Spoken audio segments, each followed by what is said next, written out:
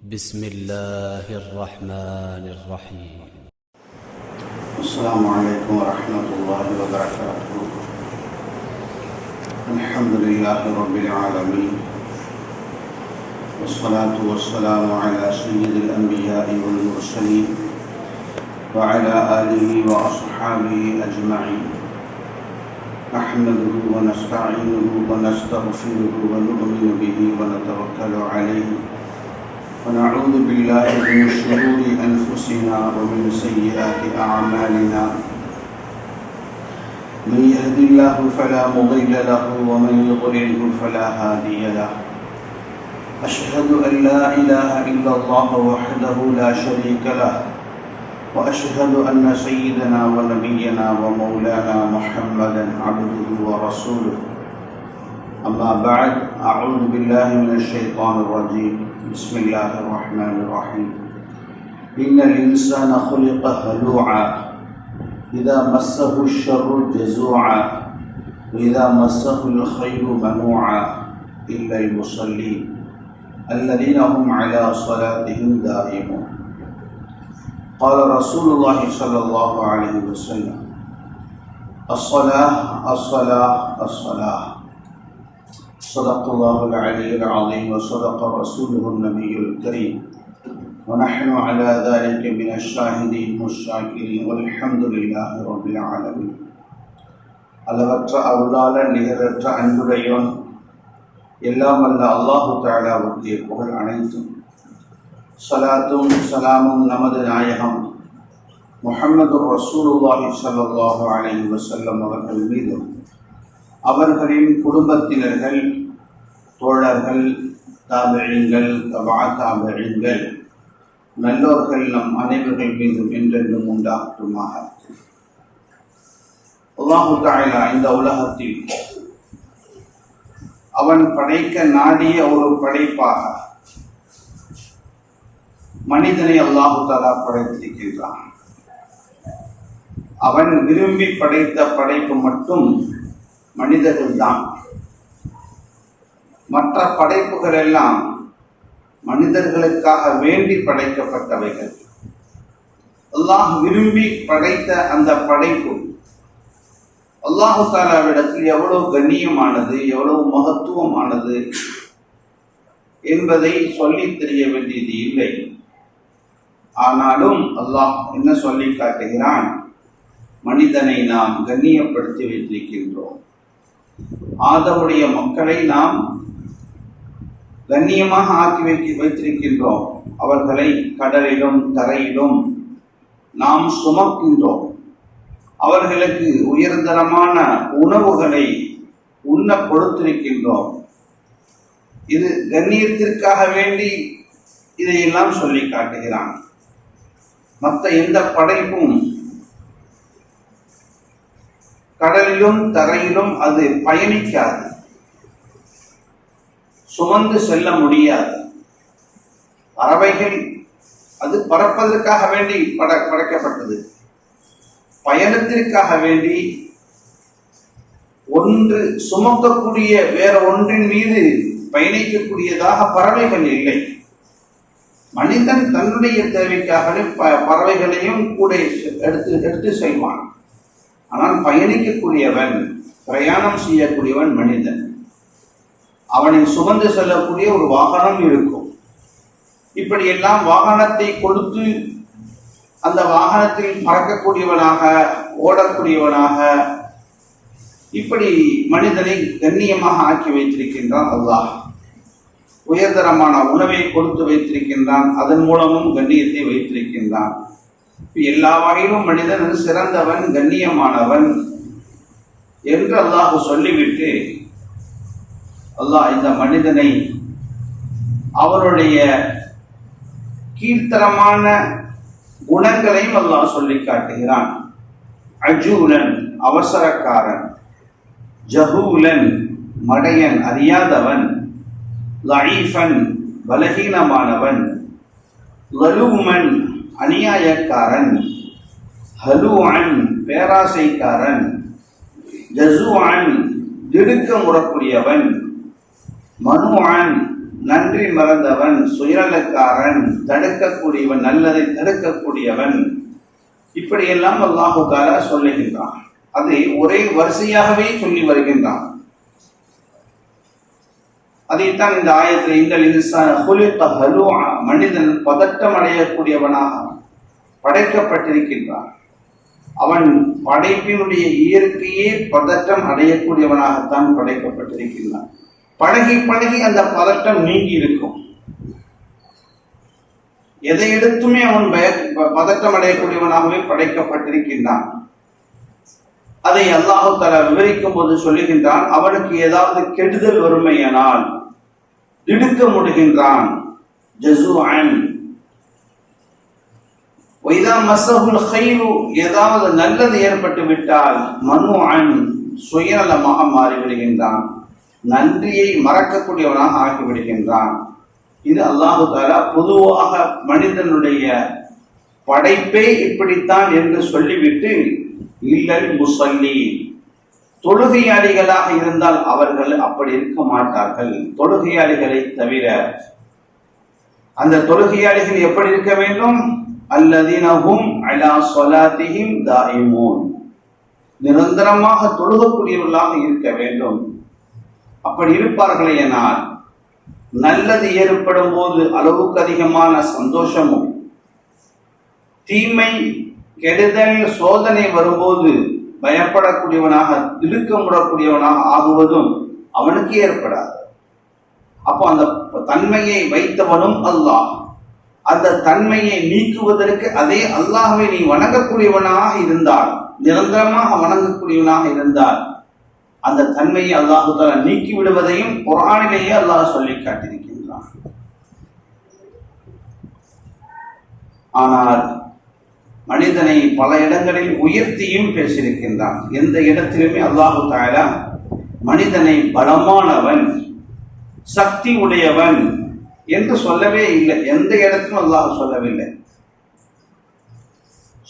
அதாவது அவன் அறிவில் பலவீனமானவனாக இருக்கின்றான், உடலில் பலவீனமானவனாக இருக்கின்றான், செயலில் பலவீனமாக இருக்கின்றான், சொல்லில் கூட ஏதாவது வார்த்தைகளை விட்டுவிட்டு அப்புறமாக கைசேதப்படக்கூடியவனாக இருக்கின்றான். எல்லா வகையிலும் பலவீனமானவன் தொழுகையாளிகளாக இருந்தால் இது அனைத்துமே பலம் பெற்றதாக ஆகிவிடும். இந்த அனைத்தும் அடங்கி போய்விடும் என்று சொல்லவில்லை. பலம் பெற்றதாக ஆகிவிடும், சக்தி உடையதாக ஆகிவிடும். என்ன வார்த்தையை அவன் பேசுகின்றானோ அந்த வார்த்தையில் சக்தியை அல்லாஹ் தஆலா கொடுத்து விடுகின்றான். அது பிறரை தாக்கக்கூடிய வார்த்தையாக இருந்தாலும் அதிலே சக்தி இருக்கின்றன. பிறரை பாராட்டக்கூடிய, புகழக்கூடிய, பிரார்த்தனைக்குரிய வார்த்தைகளாக இருந்தாலும் அதிலும் சக்தியை அல்லாஹ் வைக்கின்றான். முன்னோர்கள் இறை நேசர்களாக இருந்தவர்கள், அவர்கள் பிறருக்கு எதிராக சக்தி கடினமான வார்த்தைகளை பயன்படுத்தியது கிடையாது. ஆனால் துஆ செய்தால் உடனடியாக கபூலாக ஆகிவிடுகின்றன.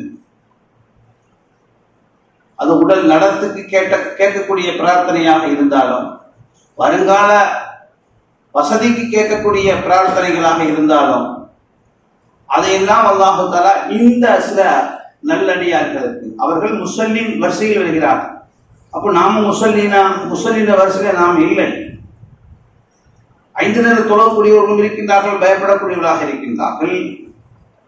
அவர்களுக்கும் சோதனைகள் வருகின்றன, திடுக்கம் அடைகின்றார்கள், நன்றி பிறந்தவர்களாக இருக்கின்றார்கள். சொல்லின் சக்தி இல்லை, செயலின் சக்தி இல்லை. அல்லாஹு தஆலா அவர்களுடைய அனைத்து வஸ்துக்களிலும், அனைத்து அசைவுகளிலும் ஆற்றல் இல்லாதவர்களாகவே இருக்கின்றார்கள் தொழுகையாளிகளும். இப்ப இந்த வரிசையை பார்க்கும் பொழுது நாம் தொழுகையில் அசராத் இல்லை என்று விளங்கிக் கொள்ள வேண்டும். ஒரே ஒரு ஷர்த்து தான், எல்லா சக்தியும் வர வேண்டும் என்றால் முஸல்லீனோடு மட்டும் நிற்கவில்லை. இல்லல் முஸல்லீன், தொழுகையாளிகளை தவிர என்று சொல்லிவிட்டு அல்லதீன ஹும் அலா ஸலாத்திஹிம், அந்த தொழுகையின் மீது அவர்கள் தாயிமூன், நிரந்தரமாகவே இருந்து கொண்டிருப்பார்கள். அல்லாஹு தஆலா ஒரு இடத்தை சொல்லும் பொழுது நபி ஸல்லல்லாஹு அலைஹி வஸல்லம் அவர்களை பார்த்து சொல்லி காட்டுகின்றான், வலக்கத் நஅலமு அன்னக யதீகு ஸத்ருக பிமா யகூலு. முஷ்ரிக்கீன்கள், யூதர்கள் உங்களுக்கு எதிராக பேசக்கூடிய வார்த்தைகள் கேவலமான வார்த்தைகளாக இருக்கட்டும், சூழ்ச்சிகள் செய்யக்கூடிய அந்த பேச்சுகளாக இருக்கட்டும், உங்கள் காதுக்கு வந்துவிட்டால் எதிர்த்து சொதரு, உங்களுடைய இதயம் நெருக்கடிக்கு உள்ளாக ஆகிவிடுகின்றன. அந்த மாதிரி சமயத்தில் ஃபஸப்பிஹ் பிஹம்தி ரப்பிக, உம்முடைய இறைவனை தஸ்பீஹ் செய்கிறாக, துதிப்பீராக. வகும் மினஸ் சாஜிதீன், தொழுகையை அந்த சமயத்தில் ஆரம்பித்து விடுவீராக, தொழ ஆரம்பித்து விடுவீராக. அப்போ உங்களுக்கு அந்த மன நெருக்கடி என்பது போய்விடும். அதை பற்றி அவர்கள் பேசக்கூடிய அந்த கவலைகள் எல்லாம் நீங்கிவிடும். மன அமைதி பெற்றவர்களாக அவர்கள் சூழ்ச்சி செய்கிறார்கள் என்றால் அந்த சூழ்ச்சியை எவ்வாறு தடுப்பது, அந்த சூழ்ச்சியிலிருந்து எவ்வாறு தப்பிப்பது,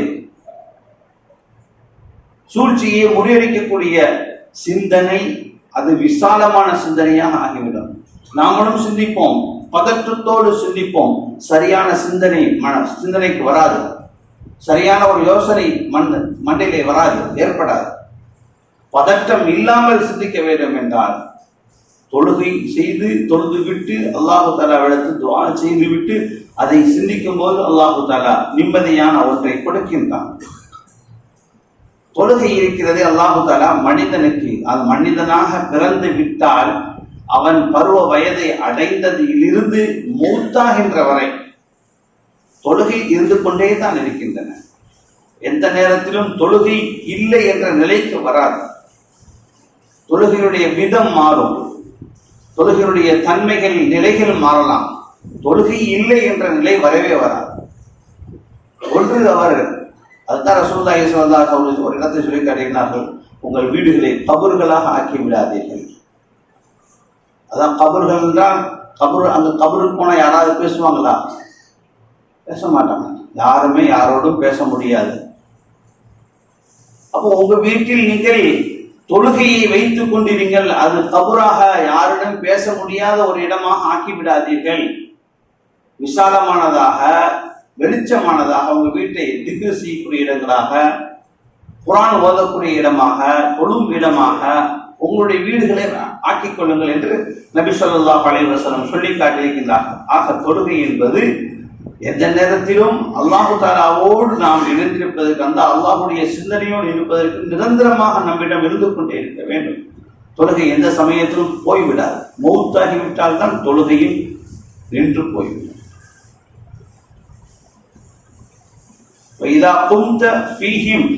போர்க்களத்தில் நீங்கள் நின்றால், நபி ஸல்லல்லாஹு அலைஹி வஸல்லம் அவரை பார்த்து அல்லாஹ் சொல்லி காட்டுகிறான் குர்ஆனிலே, ஃபஅகம்த லஹுமுஸ் ஸலாத, தொழுகையை அவர்களுக்கு தொழ வையுங்கள், உங்களுடைய படையினர்களுக்கு.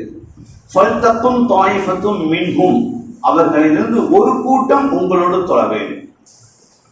ஃபைதா சஜது, அந்த கூட்டம் அந்த ஒரு ரக்அத் சஜிதா செய்து விட்டால், ஃபல்யகூனு மின் வராஇஹிம், இவர்கள் தொழுகையை மிச்ச தொழுகையை அவர்கள் முடித்து பின்னாடி போய்விட வேண்டும்.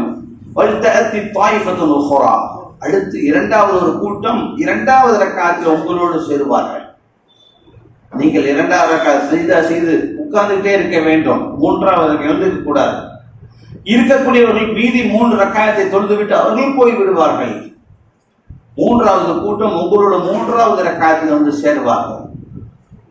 போர்க்களத்தில் அங்கேயும் தொழுகையை விடுவதற்கு அனுமதி தரவில்லை. போர்க்களத்தில் தொழுகையை சற்று தள்ளி வைப்பதற்கும் அனுமதி தரப்படவில்லை. போர்க்களத்திலும் 2 வகையான வகையில் நாம் தொழ வேண்டும்.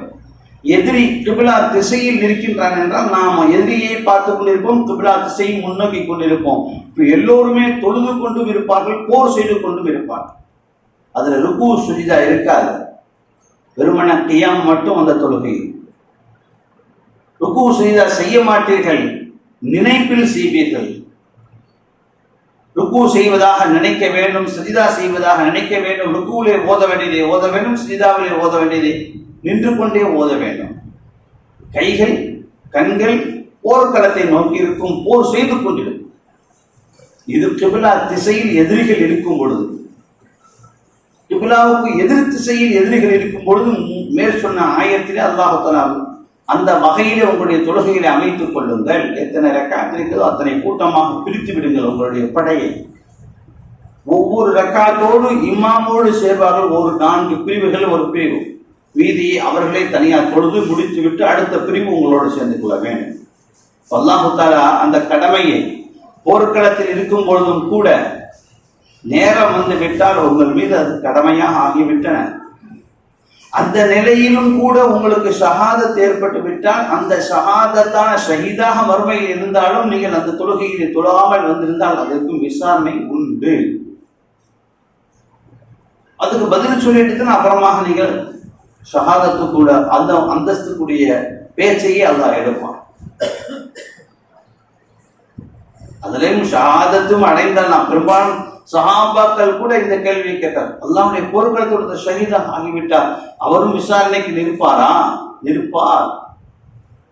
முகம் குப்பர தர தர இழுத்து நரகில் தள்ளப்படக்கூடிய 3 வகையினர்கள் பெருமைக்காக வேண்டி நான் உயர்ந்த படித்தவன் பெரிய ஆலிம் என்று எவர் உலகத்தில் புகழை விரும்பினாரோ அவரும் தர தர இழுத்து சொல்லப்படுவார் நரகத்திற்கு.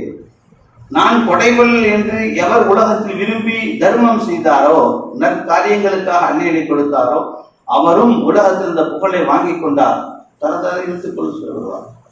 நான் பெரிய வீரன், அதற்காக போர் செய்யப்பட்டது, அதில் அவர் ஷஹாதாக ஆகிவிட்டார். எல்லா மக்களுக்கும் அவர் ஷஹீதாக தெரியும். ஆனால் இஹ்லாஸ் இல்லாததனால் அல்லாஹ்வுக்கு மட்டும் தெரியும் அவருடைய ஷஹாதத்தில் அர்த்தமில்லாத ஒரு ஷஹாதத். அவரும் தனதன இழுத்து செல்லப்படுவார்.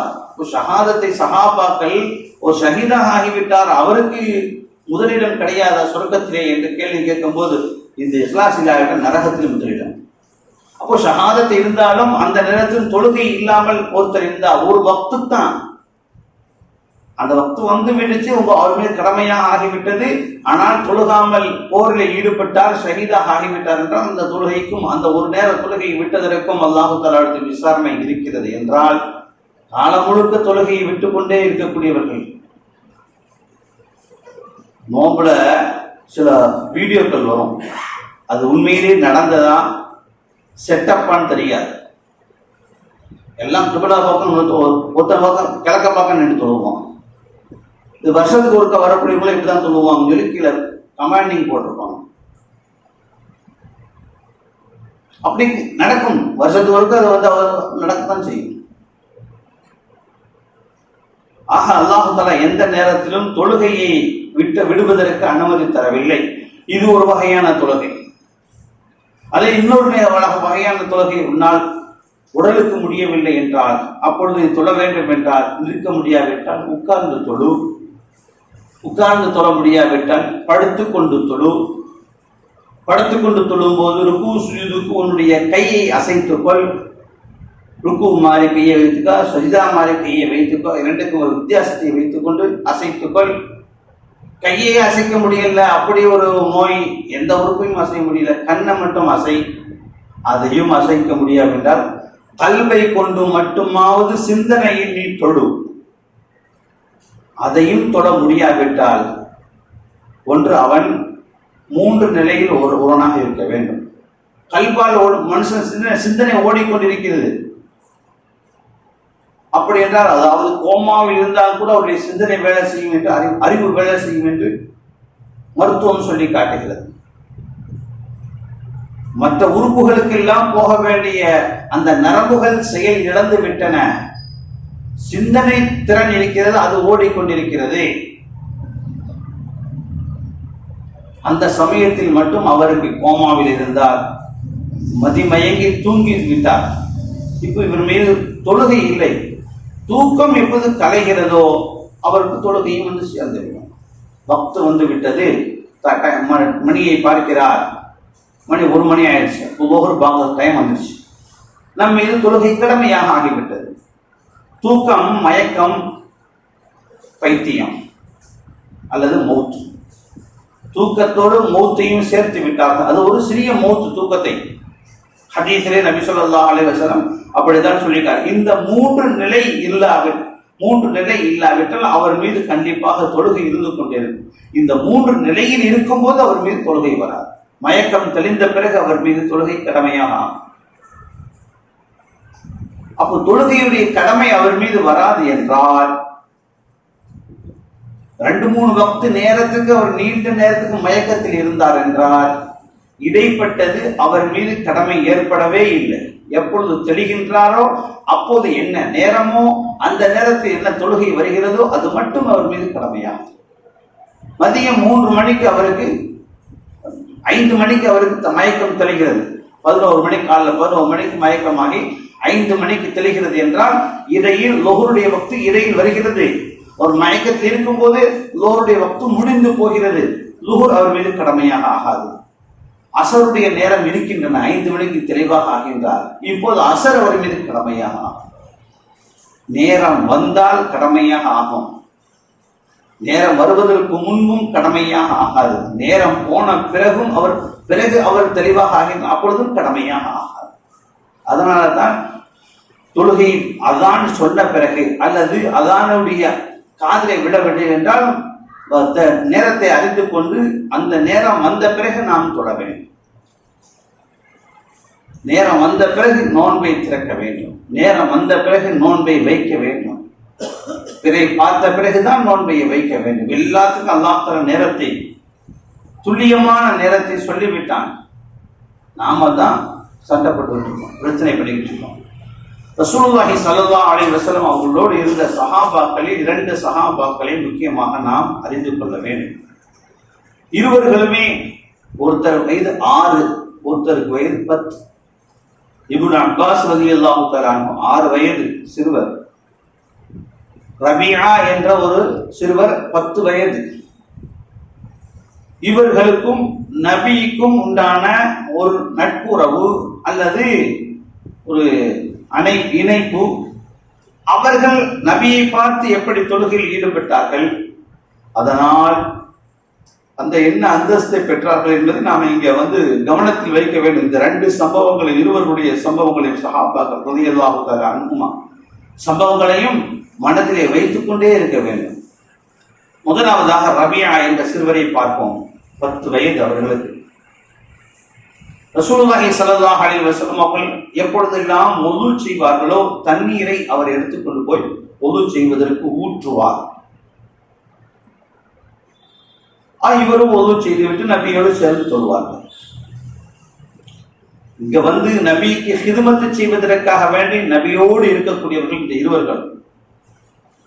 இரவிலே தூக்கத்திலிருந்து எப்பொழுதெல்லாம் நபி ஸல்லல்லாஹு அலைஹி வஸல்லம் கண் விழிப்பார்களோ அப்பொழுது இப்னு அப்பாஸ் ரலியல்லாஹு தஆலா அந்த தண்ணீரை தயார் செய்து வைப்பார்கள். சுய தேவைக்காக போனால் அதற்கும் தண்ணீரை கொண்டு போய் வைப்பார்கள். வுது செய்வதற்கும் தண்ணீரை ஊற்றுவார்கள். நபியோடு இவர்களும் தொழுவார்கள். அப்போ பெரியவங்களாக ஆன பிறகு, அதாவது பெரியவங்களா இல்ல, சிறு வயசுல இருந்து அந்த கேள்வியை கேட்டிருக்காங்க நபி ஸல்லல்லாஹு அலைஹி வஸல்லம். ரபியாவே சல் உலத்திக ஷையா, ஏதாவது கேள் நான் உனக்கு தர்றேன். அப்படி நம்ம சின்ன பிள்ளைங்க நம்ம மகன்களுக்கோ பேரன்களுக்கோ கேட்கும்போது உனக்கு என்ன வேணும் அப்படி கேட்போம்ல. அப்போ அந்த பிள்ளைகள் என்ன கேட்கும், அந்தந்த பருவத்துக்கு தோதுவானதாக கேட்கும். அந்த ரபியா சொல்லிவிட்டு போகிறார், நான் நாளைக்கு கேட்கிறேன். 11 வயசு அவருக்கு. ஹதீஸ்ல அந்த வயசையும் குறிப்பிட்டே வருகிறது. 11 வயது. நாளைக்கு நான் அதை, நீங்கள் எதை கேட்கிறீர்கள், எதை கேட்க சொல்கிறீர்களோ அதை நாளைக்கு கேட்கிறேன். மறுநாள் நபி அவர்கள் அதை ஞாபகத்தில் வைத்துக் கொள்ளவில்லை. யார் ரசூலுல்லாஹ், நேற்று கேட்டீர்களே, சல் உஅதீக ஷையன் என்பதாக சொன்னீர்களே, ஏதாவது கேள் உனக்கு நான் தருகிறேன் என்று சொன்னீர்களே, ஞாபகம் இருக்கு? இருக்குது, சொல்லிட்டு முராஃபக ஃபில் ஜன்னா, உங்களோடு நான் சொர்க்கத்தில் இருக்க வேண்டும், அதற்கு தான் ஆசைப்படுகிறேன். ரசூலுல்லாஹி ஸல்லல்லாஹு அலைஹி வஸல்லம் சொல்லி காட்டினார்கள். இதை ஒவ்வொரு நபிமார்களுக்கும் இதே போன்ற ஒவ்வொரு ஆட்களை அல்லாஹ் தேர்வு செய்வான், ஒரு நபரை தேர்வு செய்வான். மூசா நபிக்கு ஒரு கிழவி இந்த கேள்வியை கேட்டார். மூசா நபியிடம் அது ஒரு தனி சம்பவம். இப்ப இங்க ரசூலுல்லாஹி ஸல்லல்லாஹு அலைஹி வஸல்லம் ரபியா என்ற 11 வயசு சிறுவர் அந்த கேள்வியை கேட்கிறார். என்ன கேள்வி? சொர்க்கத்தில் உங்களோடு நான் இருக்க வேண்டும், ரஃபீக்காக, நண்பராக, இங்கே எப்படி இருக்கின்றனோ அதே போல நண்பராக இருக்க வேண்டும் என்பதாக கேள்வி கேட்கும்போது நான் அதற்காக அல்லாஹ் தஆலாவிடம் துஆ செய்வேன். ஆனால் நீனும் எனக்கு ஒரு உதவி செய்ய வேண்டும். நீ எப்பொழுது ஐனி ஃபிஸ் ஸலாத், தொழுகையின் மூலமாக நீ எனக்கு ஒரு உதவியை செய். எப்பொழுதுமே தொழுது கொண்டே இரு. இந்த துஆ அங்க கபூலாக ஆகும். மறுமையிலே நீ அதை அடைந்து கொள்வாய். அதற்கு உன்னுடைய உதவி என்றால் நீ தொழுகையின் மூலமாக எனக்கு அதை உதவி செய் என்று நபி ஸல்லல்லாஹு அலைஹி வஸல்லம் சொல்லி காட்டினார். அதே போலதான் இப்னு அப்பாஸ் ரலியல்லாஹு தஆலா அவர்களும் நபிக்கு ஹிதமத் செய்தார்கள், தொழுது கொண்டே இருந்தார்கள், நபியோடு சேர்ந்து தொழுது கொண்டே இருந்தார்கள். 6 வயது. சல் உஅதிக ஷையன், அவங்கள்ட்ட கேட்கிறாங்க, நபி உனக்கு ஏதாவது தேவைன்னு சொல்லு, வருகிறேன் என்பதா. அப்பொழுதுதான் குர்ஆனுக்கு முழு விளக்கத்தையும் அறிந்தவனாக நான் இருப்பதற்கு துஆ செய்யுங்கள். அல்லாஹ் தஆலா நபி அவர்கள் துஆ செய்கிறார்கள், யா அல்லாஹ் குர்ஆனுடைய விளக்கத்தை அவருக்கு கொடு. குர்ஆனை கொடு என்றால் ஹாஃபிஸாக ஆகுவார். குர்ஆனுடைய விளக்கத்தை கொடு. ஆலிமாக ஆலிம்கள் எத்தனையோ ஆகின்றார்கள். முதல் குர்ஆனுக்கு விளக்க உரையாளராக இருந்தவர் இப்னு அப்பாஸ் ரலியல்லாஹு தஆலா, ரயீசுல் முஃபஸ்ஸிரீன். முஃபஸ்ஸிர்கள் அதாவது விளக்க உரையாளர்களுக்கெல்லாம் தலைவர் அவர் இப்னு அப்பாஸ் ரலியல்லாஹு தஆலா. சஹாபாக்கள் இந்த பெயரை சூட்டினார். இந்த சிறப்பு பெயரை சஹாபாக்கள் சொல்லி அழைப்பார்கள். அவ்வளவு விளக்கம் அவர்களுக்கு அல்லாஹ் கொடுத்திருந்தான். அவர்களிடமிருந்துதான் அனைத்து விளக்கங்களும் வெளியாகின்றன. அதற்கும் கூடுதலாக விளக்கங்கள் அவர்களுடைய அந்த அடிச்சுவட்டை பின்பற்றித்தான் சொல்ல முடியுமே தவிர அதற்கு எதிரானதாக யாரும் சொல்ல முடியாது.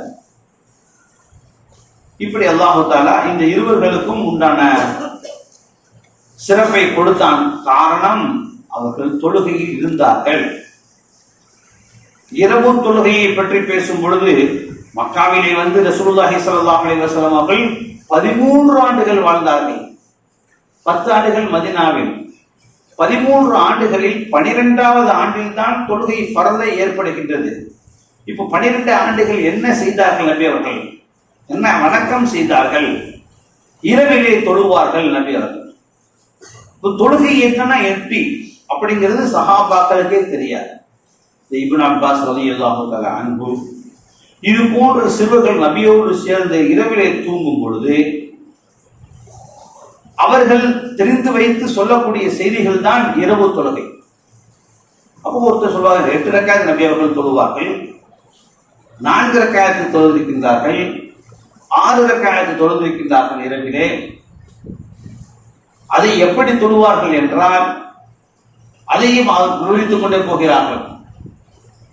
சூரத்துல் பக்ரா, ஆல இம்ரான், நிசா, மாயிதா 4 சூறாக்கள், அது 6 ஜுஸுகள். 30 குர்ஆனுடைய 30 ஜுஸுவில் 6 ஜுஸுவுடைய 6.25 ஜுஸு அளவுக்கு உண்டான இந்த 4 சூறாக்களை ஒரு ரக்காத்தில் நபி அவர்கள் ஓதுவார்கள். இப்படியும் ஒரு ஹதீஸை இந்த சஹாபாக்கள் மூலமாக இரவு தொழுகையை நபியோடு இருந்து இரவு தொழுகை என்ன என்று ஆய்வு செய்து அந்த ஹதீஸை வெளியிடுகின்றார்கள் சஹாபா. அப்போ இந்த மாதிரி நபியோடு சேர்ந்து தொழுகையில ஈடுபட்டதின் காரணமாக ஒருத்தர் சொர்க்கத்திலே உங்களோடு இருக்க வேண்டும் என்று துஆ கேட்டு அதற்காக வேண்டி நபியுடைய பதிலையும் வாங்கி கொண்டார். இன்னொருத்தர் குர்ஆனுக்கு விளக்க உரையாளராக அவர் ஆகிவிட்டார் நபி ஸல்லல்லாஹு அலைஹி வஸல்லம் துஆவின் மூலமாக. இப்படியாக அல்லாஹு தஆலா தொழுகையிலே தான் மறுமைக்கு உண்டான அத்தனை சிறப்புகளையும் உயர் பதவிகளையும் வைத்திருக்கின்றான். அதே மாதிரி உலகத்திலும் பயன்பாடுகள் இருக்கின்றன. அவர்களுக்கு திடுக்கம் வராத, பயம் வராது. லா ஹவுஃபுன் அலைஹிம் வலா ஹும் யஹ்ஸனூன், அவர்கள் பயப்பட மாட்டார்கள், கவலை கொள்ள மாட்டார்கள் என்று இறை நேசர்களை பற்றி அல்லாஹ் பேசும் பொழுது இந்த 2 தன்மைகளை அல்லாஹ் சொல்லுகின்றான். இறை நேசர்களுக்கு இந்த 2 கெட்ட குணங்கள் அவர்களுக்கு இருக்காது. கெட்ட குணங்கள் என்றால் இயற்கையாக பலகீனமான குணங்கள் இருக்காது. தொழுகையாளிகளுக்கும் அது இருக்காது. அல்லாஹு தஆலா அந்த 2 பவரையும் அங்கே வைத்திருக்கின்றான். இப்போ உலகத்தினுடைய பயன்பாடுகள் இது, மறுமையினுடைய பயன்பாடுகள் அந்த 2 சஹாபாக்களுடைய சம்பவத்தின் மூலமாக நாம் தெரிந்து வைத்திருக்கின்றோம். தொழுகையில் கொஞ்சம் அசட்டை செய்ததற்காக வேண்டி எவ்வளவு பெரிய விளைவுகள் ஏற்படுத்தியிருக்கின்றன என்பதையும் அல்லாஹு தஆலா சம்பவத்தின் மூலமாக சொல்லி காட்டுகின்றான். யாக்கூப் அலைஹிஸ்ஸலாம் அவருடைய மகனார் தான் யூசுப் நபி. யூசுப் நபியை தான் கிணற்றில் தூக்கி போடப்பட்டார்கள். அவருடைய 11 சகோதரர்களால் அங்கே ஒரு கூட்டம் அவர்களை எடுத்துக்கொண்டு போய் எகிப்திலே ஒரு அடிமை என்று விற்கப்பட்டது. அதை வாங்கியவர் ஒரு நிதி மந்திரி வீட்டில் இருக்கும் போது இவர்கள் மீது பழி சுமத்தப்பட்டு சிறையில் அடைக்கப்பட்டார்.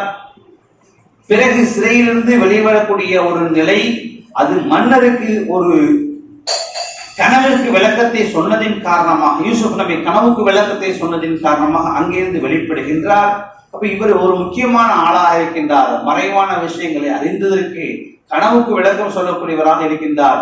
நமக்கு பயன்படுவார் என்று அரசவையிலே ஒரு முக்கிய பதவி, அதே நிதி மந்திரியாக ஆகின்றார். பிறகு மன்னராகவும் ஆகின்றார். அந்த மன்னருக்கு பிறகு இவர் மன்னராக ஆகின்றார். 40 வருஷங்கள். அதே 5 வயசு 6 வயசிலே கிணற்றில் தூக்கி போடப்பட்டு 46வது வயதிலே திரும்ப தந்தையோடு இணையக்கூடிய நிலை. ஏன் அல்லாஹ் இந்த சோதனையை கொடுக்கின்றான் என்றால் பல காரணங்கள். அவர்கள் நபியாக ஆக வேண்டும், நிதி மந்திரியாக ஆக வேண்டும், ஒரு அரசாட்சி புரியக்கூடிய அரசராக ஆக வேண்டும், ஜனாதிபதியாக ஆக வேண்டும். இதெல்லாம் காரணம் சொல்வதற்கு அந்த கிணற்றில் தூக்கி போடணும், கூட்டம் தூக்கிட்டு போகணும், அவரை வியாபார கூட்டம் அடிமையாக அவர்களை விற்கணும். இதெல்லாம் காரணம் இருந்தாலும் அதுல ஒரு காரணத்தை கொண்டு வருவார்கள். அழகான ஒரு மகன் யாக்கூப் நபி தொழுது கொண்டிருக்கும் போது பக்கத்திலே அந்த மகன் படுத்துக் கொண்டிருக்கிறார்கள். மகனை பார்த்து சிந்தனை மாறியது. இந்த சிந்தனை மாற்றத்திற்கு காரணமாகத்தான் அல்லாஹு தஆலா 40 ஆண்டுகள் மகனை தந்தையும் பிரித்து விட்டான்.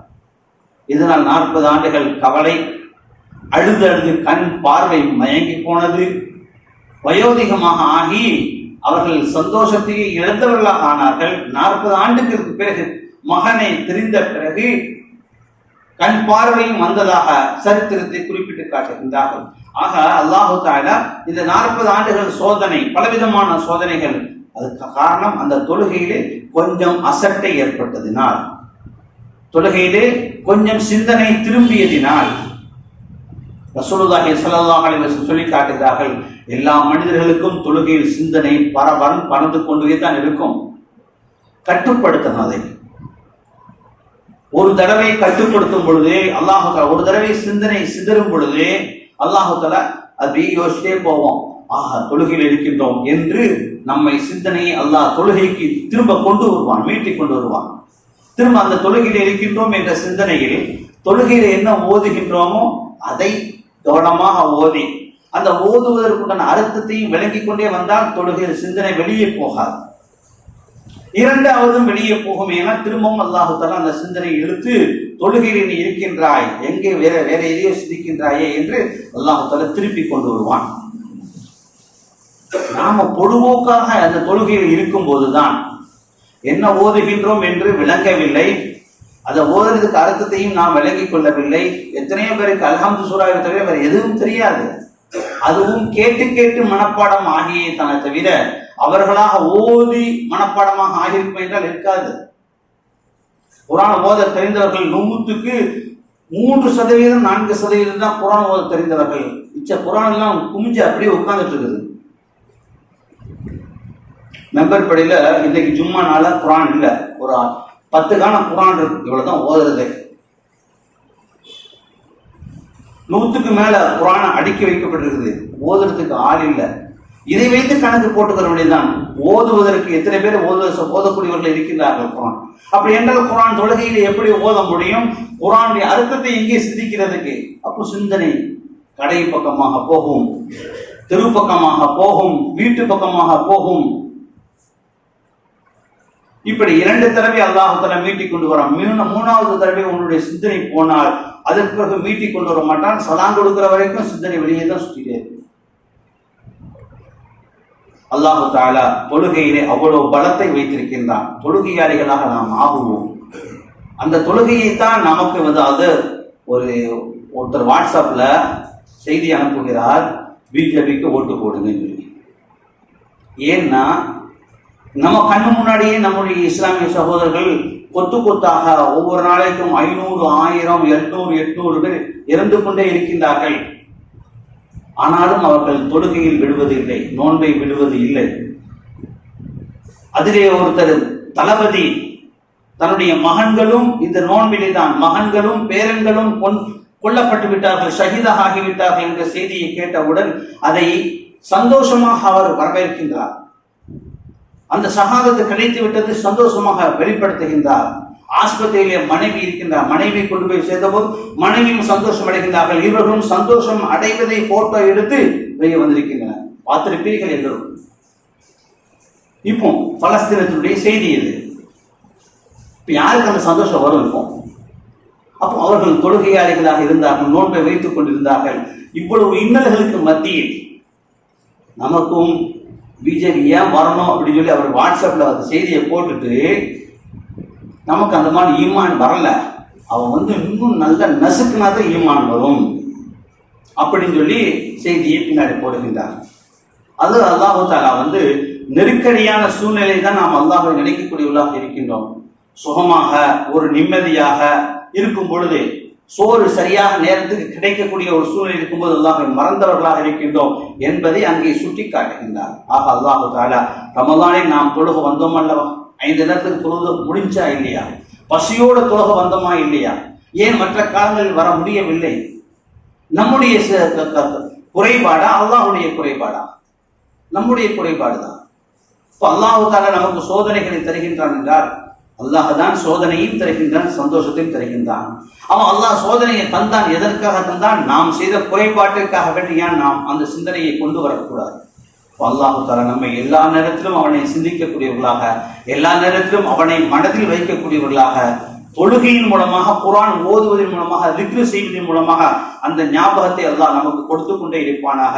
வாஹிரு தஅவானா அல்ஹம்துலில்லாஹி ரப்பில் ஆலமீன்.